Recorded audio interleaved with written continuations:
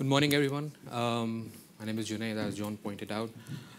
Working as a cybersecurity consultant for quite some time, and it's very difficult what I see to push the agenda of controls and information security around the organization. So the title I chose, Collateral Benefit, is because I think GDPR helped me quite a lot in achieving some of the goals which I couldn't manage in my experience earlier, and I call it collateral benefits. So GDPR, as we all know, is targeting primarily to the personal data. And what I see working with different companies, whenever we look at the processes and the controls and wherever the technology is, when you look at the mapping, when you look at those areas, you always find that there are protection which is not available or not adequate. So just to start with, the objective, just put some bullets in there. If you look at these objectives, again, these are not new objectives. They were there in 1998 as well. Natural person, protection of personal data, fundamental rights and freedom. All this is not new, but GDPR is coming up with some good finds, I guess. It's not very good to say, but I think it's helping me out in terms of pushing the agenda of cybersecurity.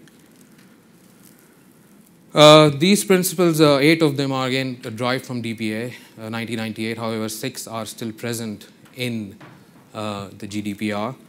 And if you look at it, these principles, again, just not very new. We all know about that from quite a long while ago. Personal data shall be processed fairly and lawfully. This is the first principle in DPA as well. So what is GDPR bringing new? And what is this to do with security? It's a regulatory requirement. So what is to do with security? And when I look at it, it's about the protection of personal data, which is why security and the controls are so important. Yeah, just continued with those principles. Now, this is the interesting part, which I call it stick and teeth, which helps me quite a lot working with the board and executives to push the agenda of cybersecurity and putting the right controls. As John pointed out initially, the threats are quite a lot. Cybercrime is increasing. Various industries are suffering. So why GDPR has become so important is because of these fines, which says 2% or 4% of your annual turnover, or 10 million or 20 million, whichever is greater. It's interesting because 2 million is just about the personal data, and the 4% is if you are not meeting the consent properly, if you have taken a consent from the data subject or from a user and not processed the data accordingly, you could be fined. That is 4%. And then the sensitive data is derived from Article 8 of Human Rights, which says around any sensitive part of your information, religious, ethnic, political affiliation. And that could also, if breached, could cause you 4%. So we are collecting as an organization, a lot of organizations facing customers and also using their employees' data, collect a lot of personal information. So be careful, and if you don't really need something, don't collect it. Now, these are some of the quick wins which I talk about when you look at cybersecurity. These are privacy impact analysis, record processing activity. These are the ones which you can still implement without going down into a lot of controls. Privacy impact analysis for any new processes or any new projects you're starting, you can do upfront. And it has got some type of data, which is how much you're collecting it, and also if it's sensitive. Those type of questions need to be answered. If the data is getting collected and going abroad somewhere, getting stored somewhere else, if those questions are yes, then you have to trigger the whole data protection impact analysis or privacy impact analysis, which is Article 25 or Article 35.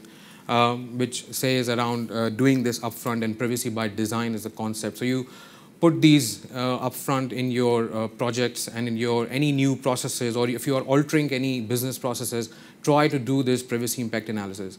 Now, in my experience, whenever I do this with any organization, we find a lot of gaps, access control issues, encryption issues, log is not properly managed. However, you cannot fix everything. It's just 3 or 4 months left now. 25th May is not that far. However, if you start doing this DPIA or privacy impact analysis, Article 35 or 25, you will start knowing where the gaps are, and you might have a plan ready by 25th of May to do something about it. But at least you, from a compliance point of view, these few areas are very, very crucial. Again, these data mapping, data minimization, purpose limitation, consent, encryption, pseudonymization, all these are crucial in terms of putting it right up front and look at it. You can't fix everything, but if you have a process by 25th of May, you can still go somewhere. Opportunity for a change. Now, this is around the culture. As I said, when I look into implementing GDPR, you start unearthing a lot of processes where you're collecting the data which you might not need, like purpose limitation. You might not need it for that, but you're still collecting it. So it's a cultural change and a cultural shift which is needed across the organization, not just IT. It's not an IT problem, and that's what argument I always get, that it's an IT issue. It's a business issue. It's a legal requirement which you need to comply with, and it's a requirement which you need to change your culture. So develop, look at your entire organization culture, improve personal data, develop or alter existing awareness and training exercises you do, and include GDPR training in there, and wherever you are collecting personal data, physical repositories as well, how you manage it, how you destroy it, how do you retain that, those kind of questions needs to be asked up front. And these are some of the general security controls which I see, like password complexity, phishing. I mean, this has nothing to do with GDPR if you look at it, but if you're protecting the data and your data is sitting in the IT systems and the storage, you possibly need to look at these basic security elements and see how better they are performing, or do they need any enhancement. Again, the idea is that you cannot fix this by 25th of May. Most of the organization won't be able to do it. However, you can push this agenda of improving the cybersecurity, improving the controls by using GDPR as a mechanism with your board, and ask them that this might be a lot of fines can incur, and there will be a lot of reputational damage which can happen as well. Another thing when I go with the regulation, it doesn't talk about any controls. There's no black and white picture. There's no binary picture about what control is. So Article 32 just talks about the security element, which says appropriate technical controls. Now, what that appropriate means, and how will you drive that appropriate?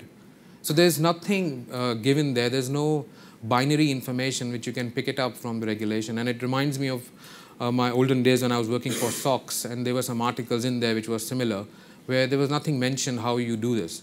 So it's basically left onto the organization itself how you want to look at it and say, this is appropriate for my organization, and this is not appropriate, or this is too expensive for me, or the risk is too low. So whenever you're looking from a control perspective, look at from a risk side of it and see if the data can be breached or not. And if it can be breached, then how robust your controls are, and have you done all your due diligence or not.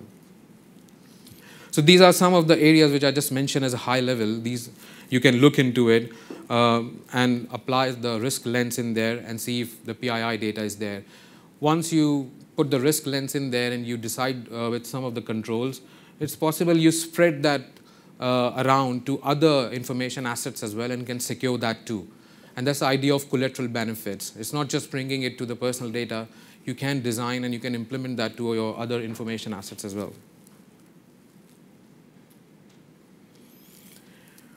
These are just some of the processes which are listed down again: access control, logging, privilege account management, incident management processes, breach notification, DR processes, testing methodologies, application security testing. All these different areas where the personal data is getting processed. For example, if the testers are doing some testing on personal data on your systems, look into it and see, do they really need to see that data? Do you need anonymization or some other technical control to make sure that developers who should not supposed to see it never ever see that one. So these are some of the lists I've seen when I'm working on the GDPR side and the control side of it, that I see there's a lot of gap there and people just do it for the functionality and just go on with it. But if you are collecting personal data end to end, and if they are touching those systems and those different processes in the development lifecycle, in the IT operational management, then please look into it and see if you can improve the controls, or does it need to improve? If it's adequate, then it's adequate based on the risk.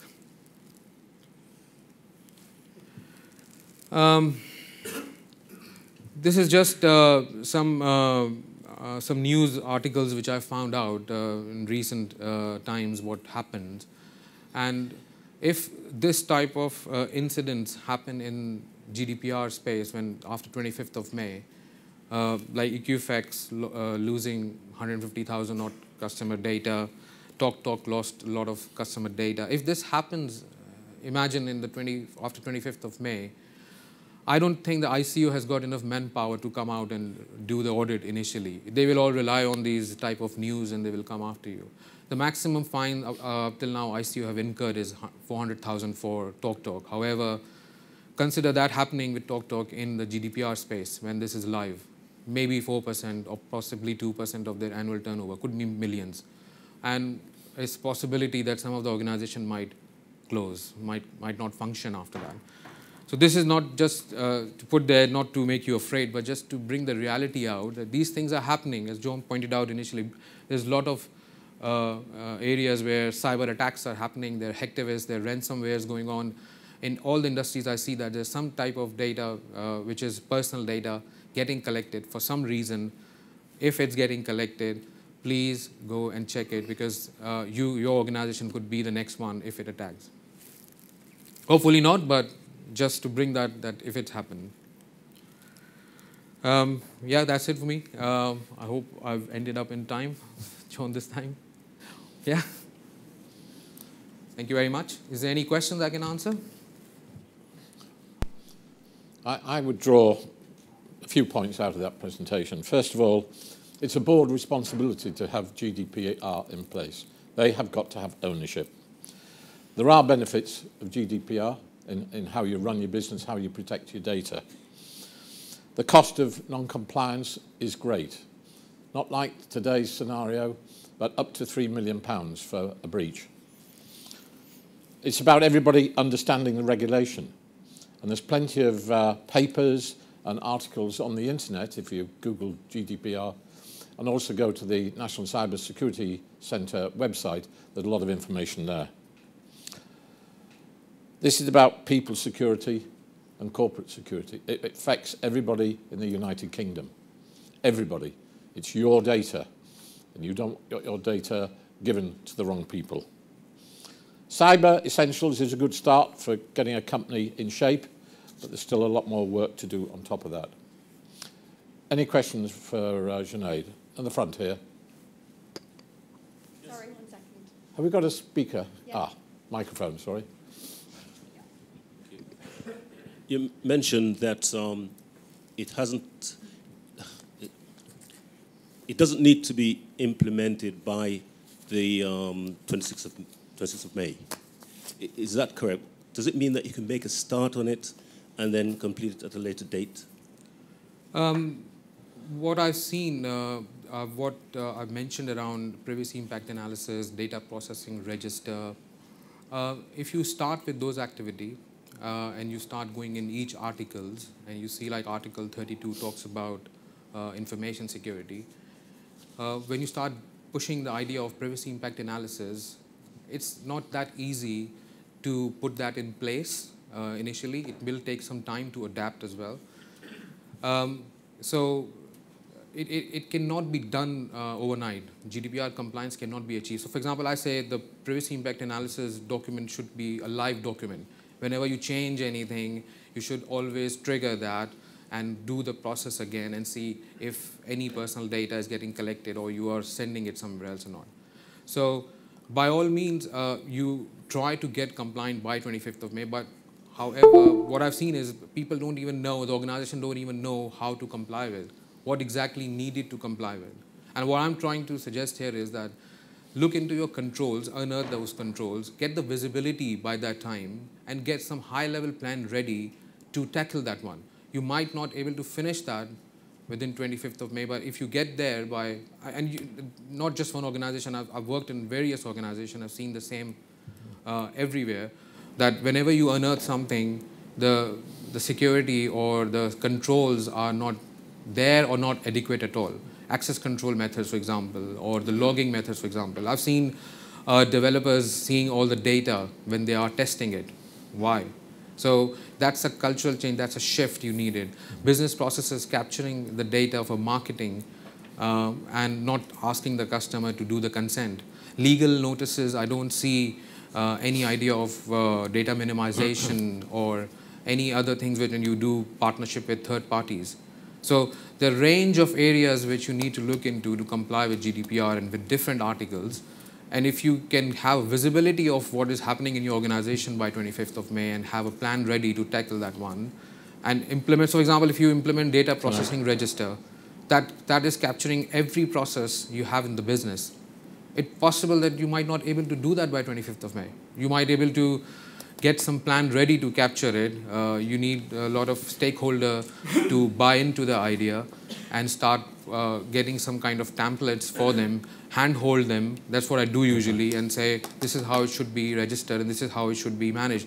And ultimately, I always look into the target operating model, that how it can sustain going forward. It's not finishing on the 25th May, actually starting from there. So if your target operating model is also looking to comply with GDPR, then that's the achievement you can get. So there's one idea of looking at your beast, what you have at the moment, and one idea of looking at your tail, which is your new projects and new processes growing. So if you embed these principles in these articles, data protection impact analysis, process registration, all this is implemented before that, it would be a good start in my view. Yeah. It won't be finished. It's a start from the 25th of May and then carry on. And cultural change still needed. So by all means, don't think that I'm speaking from an ICU that you don't need to comply, but it's what I practically see, that it's not possible by that time. Junaid, thank you very much for a comprehensive response to the question. I hope that answered your question.